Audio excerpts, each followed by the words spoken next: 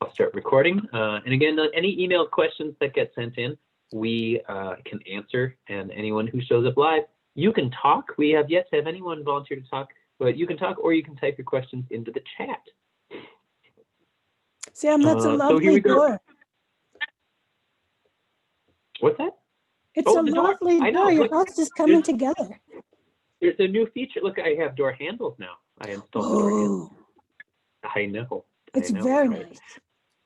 Yeah, features and trim and woodwork and a smoke alarm. Smoke detector.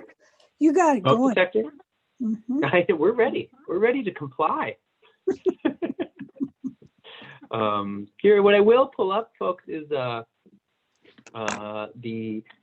talking points, and then I'm going to talk a little bit about the American Indian Parent Advisory Committee tonight, and then some of the other. Now, I don't see this year's released paperwork and format yet from Department of Education, but we can still talk about it generally because the spirit of the whole operation will be the same for Parent Advisory Committees. But before I do that, I'm pulling up our talking points for public health, and then Holly, anything that you think we should make sure we talk about tonight?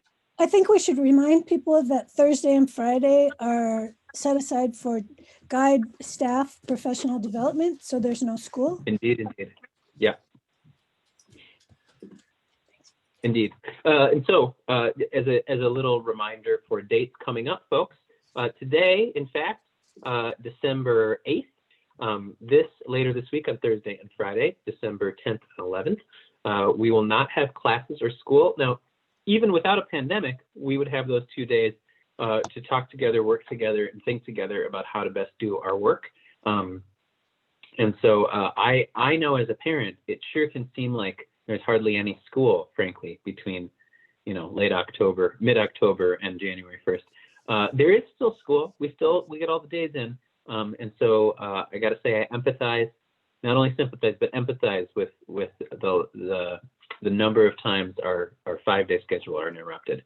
However, it is important and in the end benefits students for teachers to talk to each other and think about things. So that's what we'll be doing on Thursday and Friday. Next week, we've got 5 days of regular distance learning school for adolescent students, Monday through Friday. For elementary students, it's Monday through Thursday is regular meetings, and then Friday is an asynchronous day. So you'll do some reflection and writing and thinking about the day yourself on the 18th.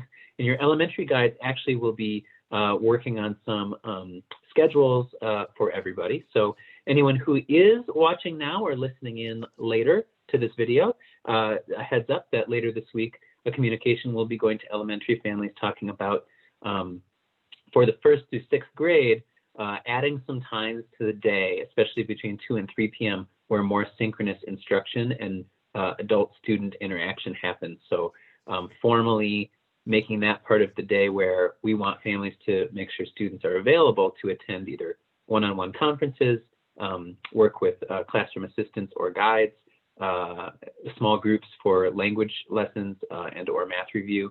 And really what we're finding is that for some students, the current schedule is working just fine. And for a lot of students, the current schedule sometimes leaves a time in which students need more structure and much more one-on-one and or adult check-ins by video. So we'll be doing that. Okay, and so in any case, I'm ready to share a screen. I guess what I didn't say that everyone should keep in mind is that 2 weeks from now, there won't be school for 2 weeks. And that is not an emergency. That's our expected December break. And so that'll be 2 full weeks, starting 2 weeks from yesterday on the 21st of December. And then we all return to school on January 4th. And so elementary families, what I had talked about for your schedule adjustments, that will begin on January 4th. And again, there'll be a letter later this week and then schedules sent to you by guides after the 18th of December. So not any sort of world-turning changes, but what we see is the stuff that'll help students more.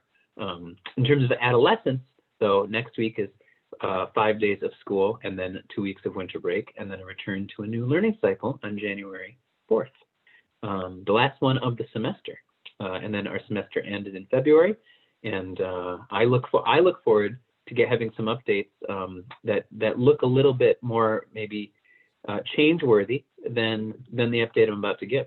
Holly, Yes, I have a new internet hookup today. So can you tell me, as I scroll the page here, do you see me scrolling? I do. Oh, well, technology abounds, folks. So I just want to remind folks, if you're just tuning in, we do have state guidance on learning models. What is the big headline news, if you are watching any news source, is how many COVID cases there are nationally and regionally. And I suppose I'll identify that the snapshot that we see this week is quite high. So again, here are the 7 metro counties that we are keeping an eye on. And as we look at this, I'll just make it a size, hopefully that's palatable for everyone.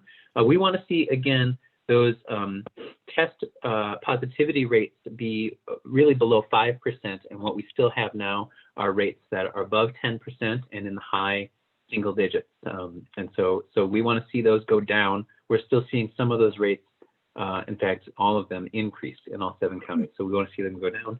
And then we're also keeping an eye, again, on the COVID case rate per 10,000. Now, this is data that is averaged over a 2-week span. And so one thing I know is that when we get the data next week and even the following week, we're not likely to see a decrease in these numbers. And so as we head into the winter break, we are looking toward and hoping for any news and any signs that these numbers will start coming down. As a reminder to everybody, when you see these case rates per 10,000 coming down again below 20 and hopefully into the low teens and below 10, and when you see the test positivity rate again go below 5, which is something our society is definitely capable of achieving together, that's when you'll start seeing more in-person learning, and you'll also start seeing specifically more plans for in-person learning for elementary first, and for adolescents, we would start doing more group activities and meetups. And at this point, though, we're looking for those numbers to go down. And so we are looking internally for ways in which we can remind each other and engage with each other to provide as many hands-on experiences as we can for students. And we know it's a challenging time right now. The second item that I wanted to talk about tonight, I'll just quickly jump over to the Department of Education's website. And if you look at the Department of Education /MDE/DSE/the word Indian, there's a page that talks about American Indian education. And the state of Minnesota has some resources actually legislatively dedicated to American Indian education. And this homepage here talks about the mission statement and values of American Indian Education Department at the Department of Education. And specifically, the American Indian Parent Advisory Committee is something that will be occurring this year at Great River School. And specifically here laid out are the membership criteria for the American Indian Parent Advisory Committee. And so what we have at Great River School will follow the format mandated by the law and MDE, but really it's time, I think, to celebrate an opportunity here to document the good things that do happen in terms of curriculum and integration of the study of Indigenous peoples here in Minnesota in our curriculum currently. And I think a really wonderful opportunity to formalize the way that we take feedback from parents and take feedback from specific demographic groups. And so you can read here, anyone who's interested, about the American Indian Parent Advisory Committee partnership and membership. And specifically what this is, and I'm going to stop screen sharing, it's a parent advisory committee that is mandated to really empower the group of parents to meet with folks from the school district, but then officially have a time when the school district will leave. And the state law, I think, is quite clear in what it mandates schools to do, which is allow and require that parents, and in this case for the American Indian Parent Advisory Committee, it would be an American Indian parent, an American Indian high school student, community member, and then staff member. So any of those folks who identify in that way and want to participate, join the committee. And the committee actually looks through a series of questions provided by the Department of Education and the folks in the American Indian Education Department there at MDE, and answers the questions about, is the curriculum my student experiences supportive of their identity? If not, where are the places that we see gaps? And do we as a group, as a parent advisory committee, do we approve or officially disapprove of the progress and or work the school is doing on behalf of my child? And so in the case of an approval, we send that document in. In the case of a disapproval, we send that document in, and then we actually are accountable at the Department of Education to work with the Parent Advisory Committee and address any issues. Now, this Parent Advisory Committee, by law, has to exist in any school district where there are more than 10 American Indian identifying students. And at our school district, you may or may not know that Holly Bell, Director of First Impressions, Holly, actually this year has taken on a new role, which is new for us and Holly at Great River, but she has done at other public schools, which is, well, I suppose we could call it MARS, but it's the Student Records and Reporting Coordinator. And so in reporting those demographics, we have, I think, successfully started encouraging and helping families identify with their heritage. And in the case of Indigenous heritage, it means that we have some guidance now from the state on how to facilitate a parent advisory committee. What I look forward to doing, and I've been working with the parent advisory committee since July, and then Holly and I just met with that committee, one of the leads, or excuse me, with the Department of Education since July, and Holly and I just met with one of the leads last week. I'm looking forward to forming a parent advisory committee for other groups and or demographic groups and heritage groups that would like to form. So for instance, Hmong Parent Advisory Committee, a Black Parent Advisory Committee, perhaps a Somali Parent Advisory Committee, Latinx Parent Advisory Committee. Those groups can meet and I think use the same format, even though there isn't a state law guiding the approval. I think it would be a formal way for those groups and our school board to start interacting and hopefully formalize the way that we listen and engage with the community. So, Holly, anything else to add on that one? I don't know if it's appropriate or not, but we have 20 students. We have to have at least 10. Right. We have 20. So, right. So, and I believe last year we had 11, and this year we have 20. Correct? Last year we had 15. Oh, okay. And this year we have 20. Yeah. So that's so we could do a whole hour-long podcast on student demographics and the way the federal government counts race, ethnicity, and identity, the way the state government counts race, ethnicity, and identity. One thing that I'm not sure a lot of families are aware of that is a little bit off topic of pandemic and this subject matter for the Tuesday night call usually, but I want people to be aware of is something called the Minnesota State Report Card. And that Minnesota State Report Card is a website where when you go to visit it as a parent or just frankly a citizen, you can see data and demographic information about schools. And in specific, you can look up and parse out the results of standardized tests, the results of say graduation rates, attendance, really enrollment, so many different data points.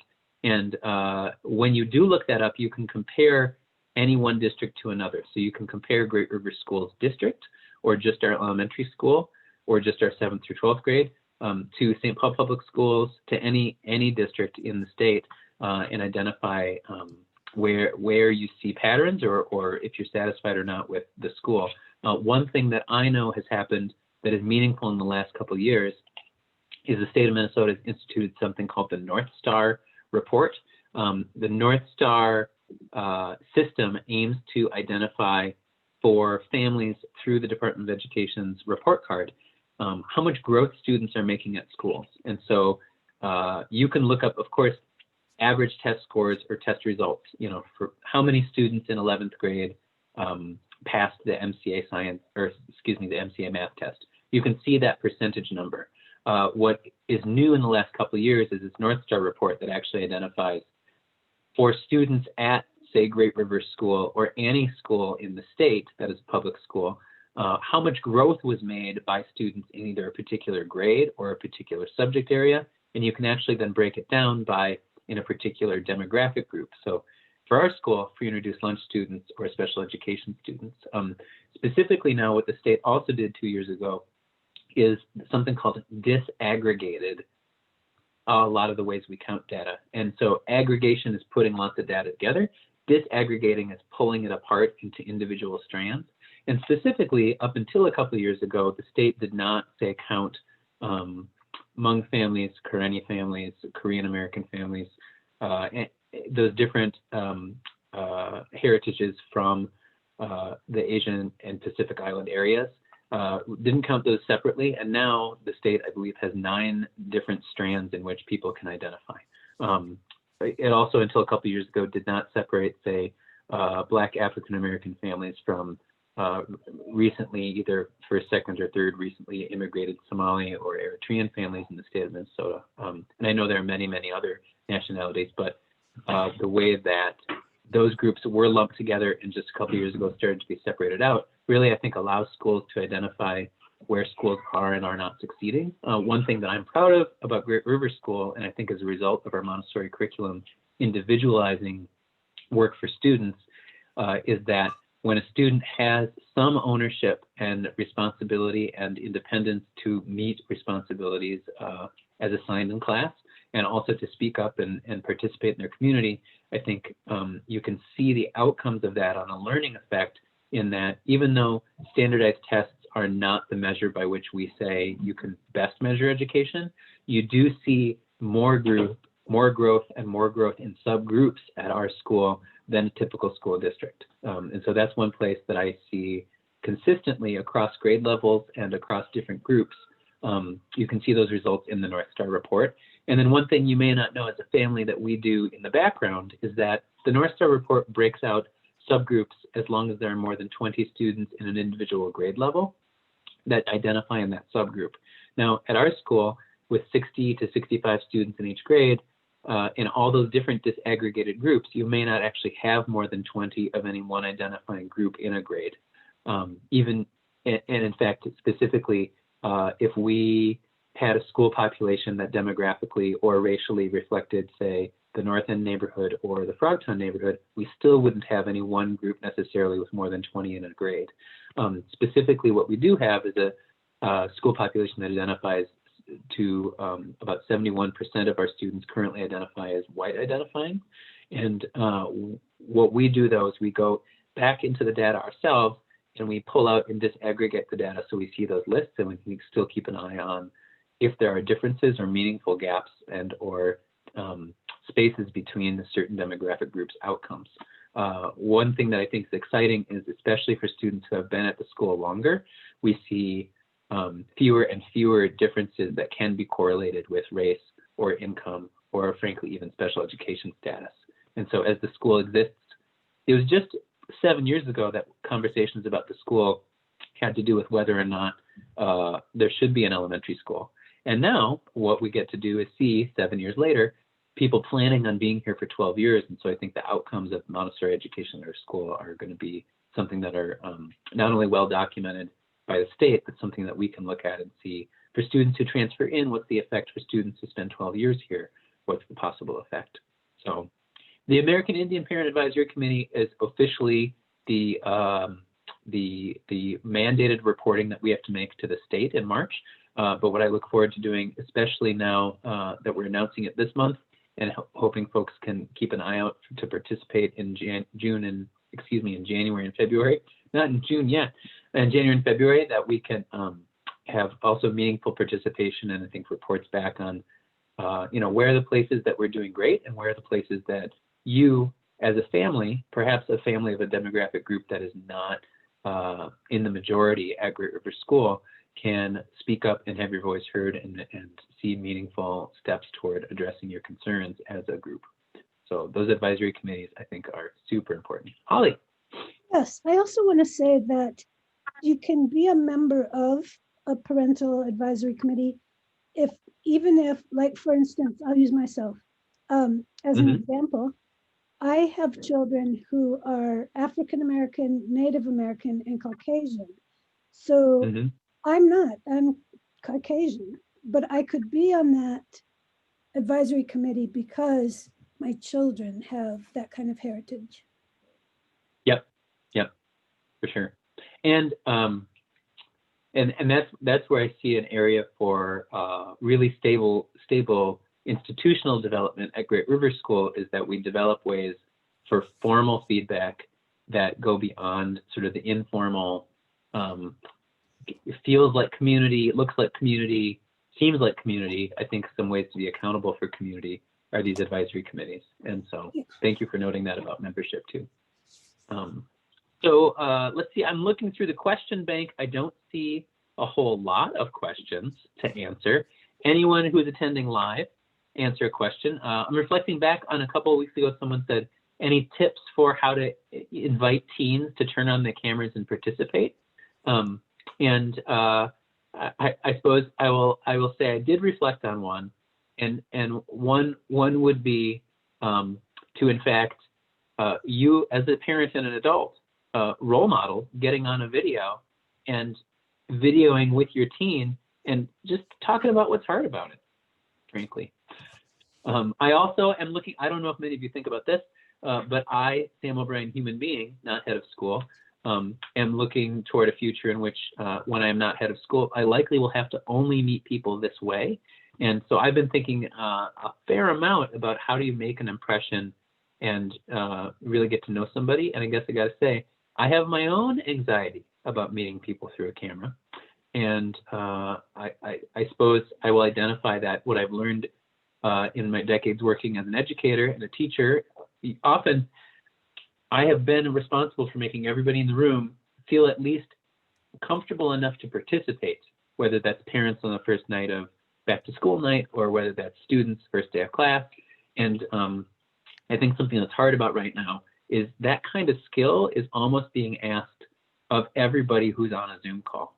And so I don't expect that it should feel comfortable, but families, as a tip, maybe you have a family Zoom call, and even though you're on the same house, you start trying to practice doing that. Which reminds me actually about one question.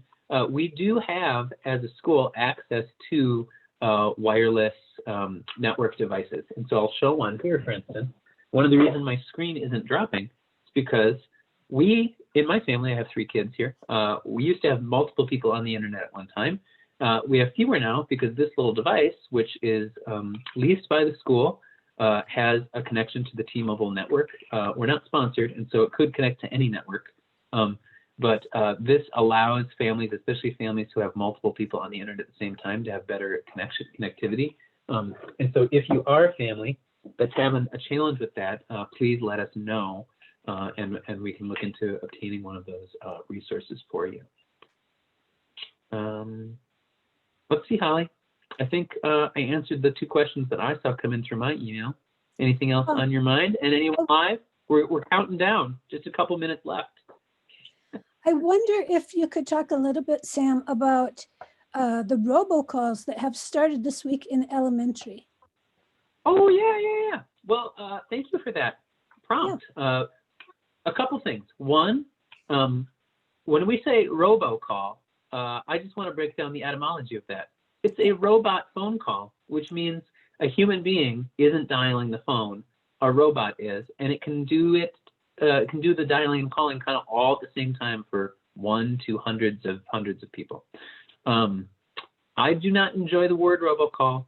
I don't enjoy the activity robocall, but here's why we do it. We want to let you know quickly, because the school, I would say even, let's say 6 years ago, paid a person to make all those phone calls. It took most of the day to call everybody who wasn't present. And that's not a real quick notice, say for you as a family, if your student isn't at school live. And in distance learning, we've started doing those robocalls for elementary this past week because we had several families. Now, I'm not going to name any names, but students were telling their families, oh yeah, I was at school. I went to school today. And they're with their computer. It looks like they're doing it, and family's busy. Students are doing the thing.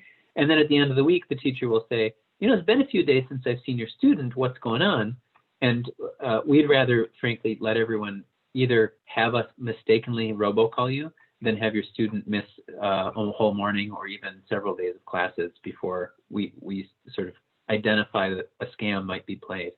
So students, we're just trying to be accountable helpers for you and families. If you enjoy and or find them useful, the robocalls, then you can just keep taking them. Families, if for some reason you do not want to participate in those calls, you can go into PowerSchool through your parent portal, the same place you go check on your students' attendance. You can log in and then you can turn off the calling feature if you would like to. We have a little video, a little 90-second video of how to do that we're going to put in this Thursday's newsletter.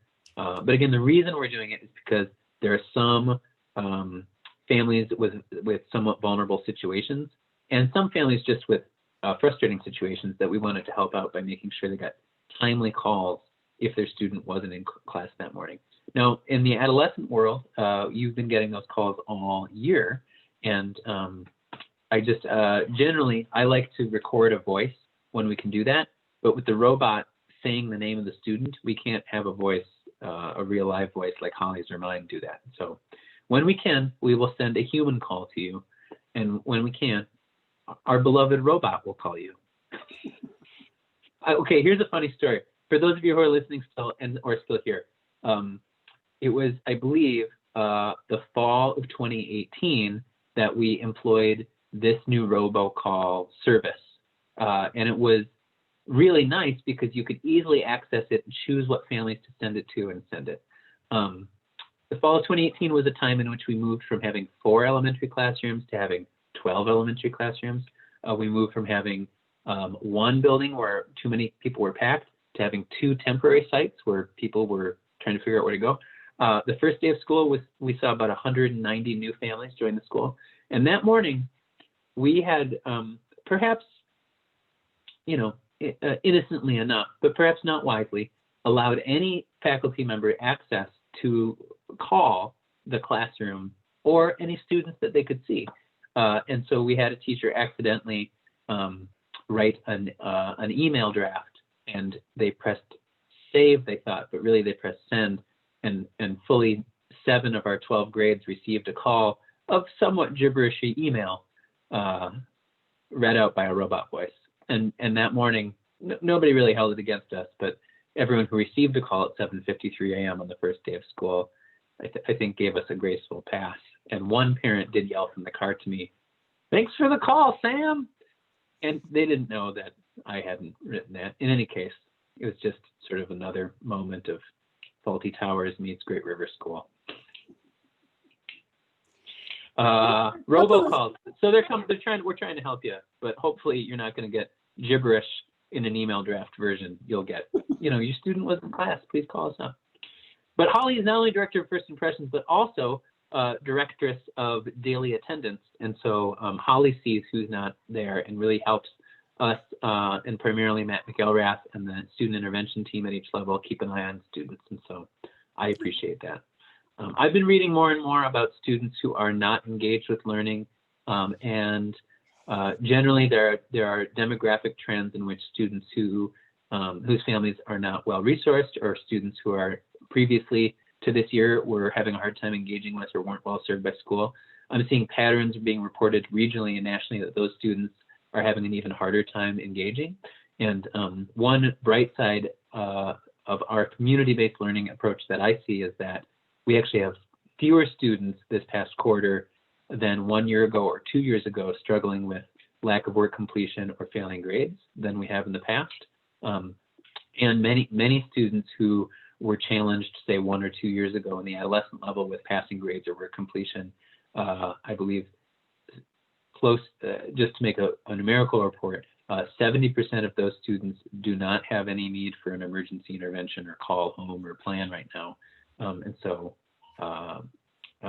it's really good news, and I look forward to being back in person and taking what we've learned from engaging with families and students and applying it. So I'm guessing that this pandemic is going to change the way we communicate with families, in that we're going to be sending more messages, probably have more automatic calls when things are awry, and more proactive about asking students to be responsible communicators with their family by making it clear that we're going to be communicating with families more than we had previous to the pandemic, I think. That's my guess. And then one thing no one asked about, but the interim head of school job description is posted on our website. It has also been posted regionally and on a couple national Montessori sites. And so just to know, if you want to get involved in the interview process and or contribute to shaping the process for hiring both the interim and permanent head of school, the executive committee will take your volunteerism and you just email executive@greatriverschool.org. Well, Holly, I can't think of anything else to see. Except we do have 2 questions Q&A. All right, here we go. Hey, what about the 2019-20 yearbook? Thank you for asking. The 2019-20 yearbook, now this is hilarious for me because in the most recent community meetings that I was a part of last Wednesday, students were asking, and the student editors who are part of last year's yearbook and now working on this year's also gave an audible groan before they answered. And it was a very honest thing. They said, those are coming. We're just finishing them up. And so I don't have anything but honesty to say. They're not done yet, the 2019-20 yearbooks. We may put together some kind of discount package for both years where we are planning on ways to deliver them, say, to seniors who graduated. But my guess is that they will be here in 60 days, which I know is longer than you might want, but gives us real hindsight to reflect on 2019-20. Also, in terms of school pictures, we did put out a notice about interest in school pictures. We started planning the execution of that. And then on the hind legs of finishing that plan, all the case numbers started to really rise drastically. And so our plan was going to be gather in the gym, line up outside, come through on a nice day. As case numbers went up, we were told to pause on that planning. And now that case numbers are so high, we can't actually execute on school pictures the way we wanted to. So when case numbers go down, I do believe that Interstate will come to our site and do pictures. There's a chance, though, that perhaps this spring we will do an informal, maybe entrepreneurial spirit picture taking outside. We can't find a company who's interested in doing the outdoor pictures. But if case numbers are not going down soon, then I think we will start looking towards some creative solutions. And on that note, likely it'll be late February, early March, where we do have some contingencies already in place regarding school events, springtime gatherings and events, and then also graduation. So I'm confident that we will hold those ceremonies that are so important every year in some fashion. Last year's, I think, was as successful as it possibly could have been, driving through cars. And we have a couple options this year, depending on what the data looks like for case numbers and allowances of gatherings, that we can do that safely. And so I just want to let folks know we have those plans in the works and ready to go. All right, I don't see any more questions. Holly, anything you want to say to the world before we sign off? Thank you for listening in. Yeah, thanks for listening in, everybody. And thanks for sending your students to Great River School. I really appreciate seeing their faces on the screens. That's nice. That's nice, Holly. Holly, who accounts for the students every day and counts and reports the student data to the state. I see you have a front row picture of everyone who's attending. And I guess I want to say also thanks everybody who is attending Great River School, particularly students. And one thing that maybe I'll mention as a parting shot today would be in 2 separate community meetings, I heard new students during the compliments and thank yous part of the community meeting thank the community because it's December. Those students have they're at Great River for the first time this past few months and haven't been able to be in person, or some of those students have switched schools a lot.